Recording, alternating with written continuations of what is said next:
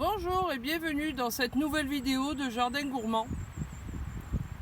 Le furet au jardin, si vous avez un furet ou que vous envisagez d'adopter un furet, que vous avez un jardin, que vous voulez qu'il profite un peu du jardin, il faut lui prévoir de l'ombre, des sécurités. Donc si vous avez des barrières, selon le type de vos barrières, le furet va grimper puisque c'est un animal qui grimpe énormément.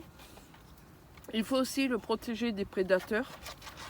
Donc si vous voulez lui faire un enclos, un grand enclos confortable, il faudra prévoir que l'enclos soit également couvert pour éviter que les buses, les faucons et autres oiseaux prédateurs vous chippent votre furet. Si vous l'attachez un piquet comme je viens de le faire, parce que moi je n'ai pas un terrain clôturé et je vais être juste là, à quelques mètres, donc je vais y surveiller un peu en même temps que je vais m'occuper de mon futur potager. Donc il faut leur prévoir de l'ombre, de l'eau. Si vous restez longtemps, de la nourriture, parce qu'un furet a besoin de manger toutes les 3 heures. Et de quoi un peu l'occuper.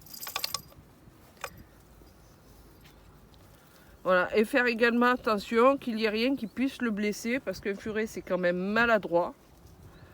Ceux qui chassent avec des furets perdent des fois des furets dans des terriers de lapins.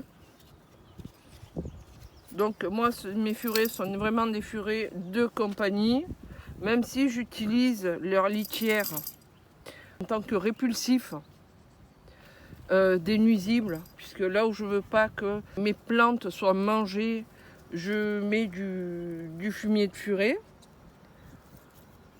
Comme je l'ai fait déjà avec un figuier qui commençait à avoir le tronc rongé par les lapins ou les marmottes ou je ne sais pas quoi.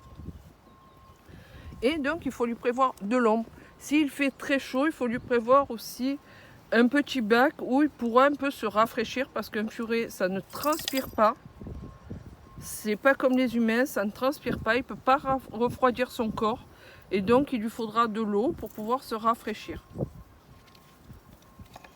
Voilà. Et si vous avez un furet, éventuellement prenez-en un deuxième, parce que seul c'est toujours un peu triste, à deux on s'amuse un peu plus. Voilà, c'est comme chez les humains, hein. À deux on trouve du dialogue, on a moins de solitude que quand on est tout seul.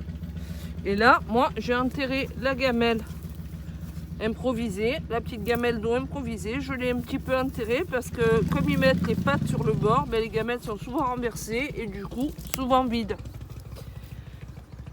Voilà, à bientôt et profitez bien de votre furet préféré. Ciao ciao.